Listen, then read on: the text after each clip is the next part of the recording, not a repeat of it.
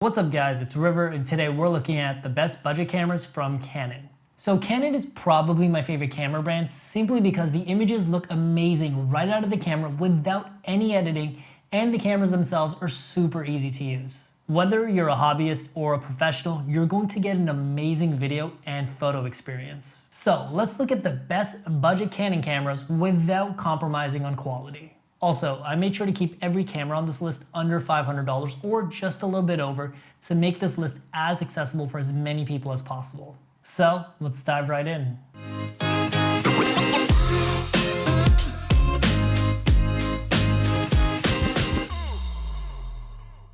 By the way, if you're new to the channel, we talk about anything and everything to do with camera gear, from entry level to high-end professional gear, plus filmmaking techniques to take your work to the next level.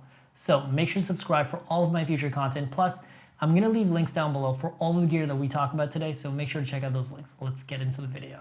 And before we get into the main list, there's one thing you have to know about Canon cameras, and that's the color science. The colors coming out of this camera are amazing and require almost little to no editing, and the skin tones in this camera are literally perfect.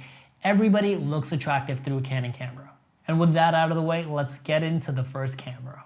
The first camera on the list is the Canon EOS M100. This camera has a 24 megapixel APS-C size sensor, which is a very popular Canon sensor, and you can often find it in professional level gear like the Canon M50 and the Canon 80D. In terms of photo, this camera does 4 frames per second in continuous autofocus. That is kind of slow, but the competition only gives you about 5 frames per second. You're really not going to miss that one extra frame. But in single focus mode, this camera actually does 6 frames per second, which is pretty impressive. And video-wise, this camera does full HD up to 60 frames per second. Personally, I'm pretty surprised to see 60 frames per second in full HD at this price point. This camera can pretty much handle anything you want to throw at it, from portraits to lifestyle to wedding to vacation work, and 60 frames per second is a real nice to have for a little bit of slow motion on the video end, but in terms of photo, I probably wouldn't throw anything at it that requires a lot of action like sports or dance. At 4 frames per second, it's not really going to be able to keep up, but if you're shooting something in single focus mode, you might get the job done. Sadly, this camera does not have 4K, but at this price point, that'd be asking for a lot. The best thing about this camera is the autofocus. This camera has something called dual pixel autofocus, which is one of the best focusing systems in the industry right now.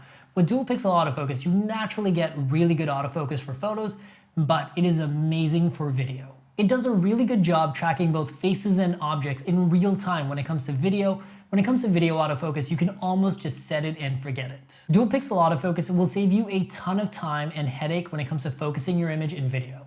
The lens that this camera comes with is absolutely fine if you're just a casual shooter or a hobbyist, but if you're someone that's really serious about photography and wants to up their photography game, one of the things that I love about this camera is that you can easily add a EF adapter or a full frame speed booster, which allows you to use professional high-end photography lenses on this camera. It's a really nice thing to have, and if you're someone that's just starting out but want a camera that will grow with you, the Canon EOS M100 is a really good fit for you. Design-wise, it's a small, compact, and very solidly built camera.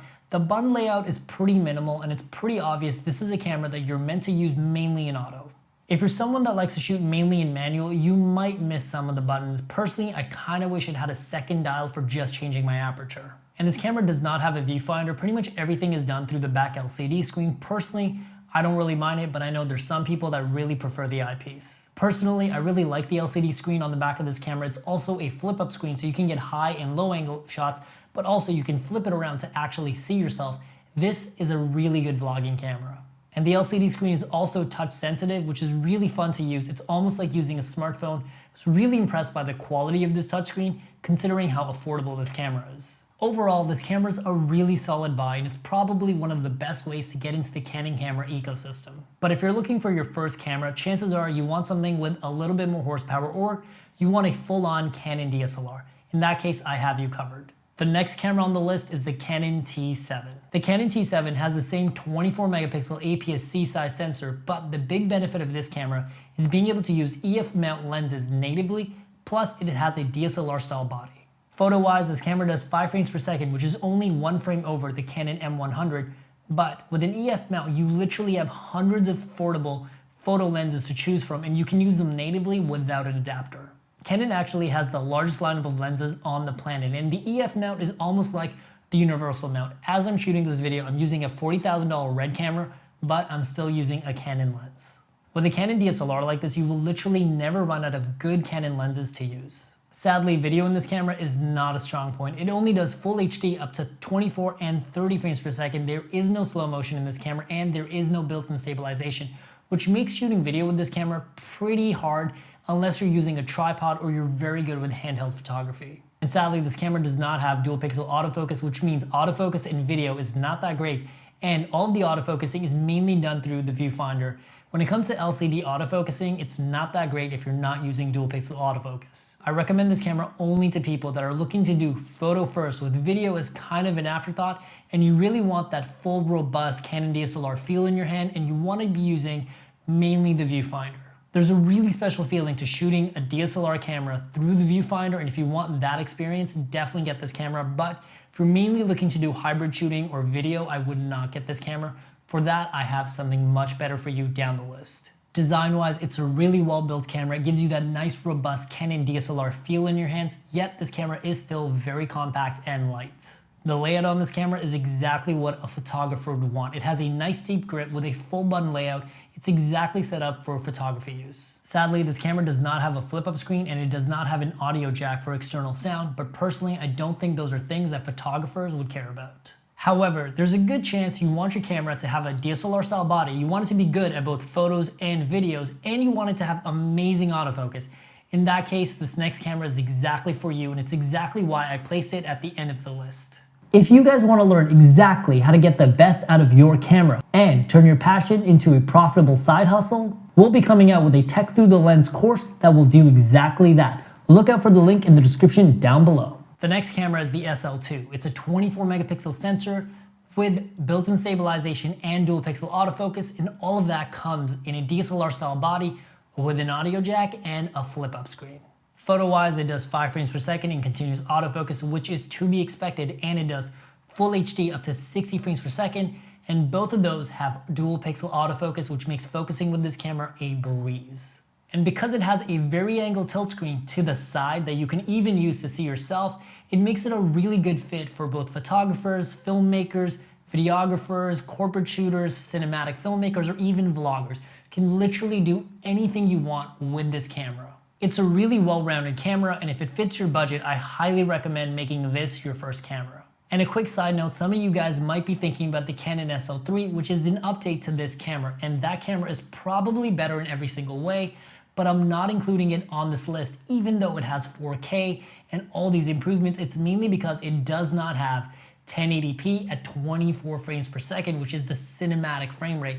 But feel free to pick one up if you want the 4K, the improved features, and you don't really want 24 frames per second because you're not doing cinematic work. It's a great camera. I personally didn't want to recommend it simply because it can't do 24 frames per second. In terms of design, it has the same great Canon DSLR body, a full button layout, a nice deep grip. It's just a really nice feeling to have this robust DSLR in your hands. It's an experience. If you haven't picked up a Canon DSLR, I highly recommend just getting your hands on one. And one thing that I really like about the camera, besides the fact that it has a built-in audio jack for external audio and the flip screen, is the fact that it actually comes with a guide mode. So if you're someone that's just starting off with cameras and you really want to figure out how to use your camera properly, this camera actually has a built-in guide mode that shows you how to do photography, but also how to use this camera specifically. Overall, the Canon SL2 is a super solid buy. It's a super well-rounded camera, and there's really nothing about this camera that will hold you back in terms of creativity or what you can do with it. And normally I would end the list here, but there was one more camera that I wanted to include as a bonus camera simply because it's such a good camera and it provides so much value, especially to beginner photographers and filmmakers. And that camera is the Canon M50, an absurdly popular camera on the market right now. Specs wise, this is the exact same camera as the Canon SL2, 24 megapixel sensor, digital IS, and dual pixel autofocus. And for only about an extra $100, this camera actually does 10 frames per second in continuous autofocus, which is blazing fast for a small mirrorless camera like this. And it also does 120 frames per second at 720p resolution. While they may not be the highest resolution, it's really nice to have that super slow motion option available. And this camera also has the newest Digic 8 processor, which gives it slightly faster autofocus and makes it slightly better in low light, but best of all, it gives this camera 4K. It does 4K at 23 and 30 frames per second, although it does 4K with a 1.6 times crop, which means it zooms into your lens by 1.6, which doesn't make it ideal for vlogging or wide shots. And the 4K on this camera is actually a little bit soft, but I often find myself in situations where I need 4K in a pinch for special shots or close-up shots. 4K can be really useful if used in the right place. But the main reason I'm talking about this camera is because it has the same mirrorless mount as the Canon EOS M100, which means you can put an EF adapter onto this and actually use full-on professional level photography lenses with this, but also make this camera a full frame camera with a $200 speed booster.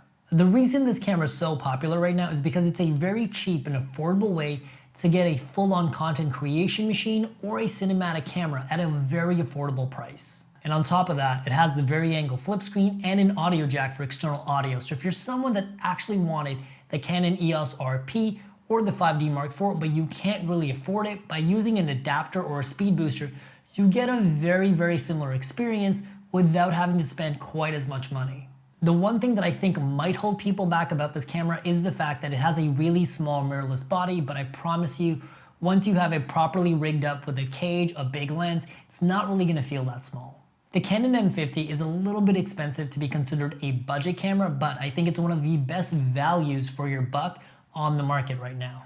Well guys, that's pretty much it for the best budget cameras from Canon. If you guys enjoyed this video, make sure to leave a like and hit me up in the comments for any questions you guys have whatsoever about these cameras. As always, I'm leaving links down below to all the cameras we talked about today. So if you are thinking of picking one up, make sure to check out those links.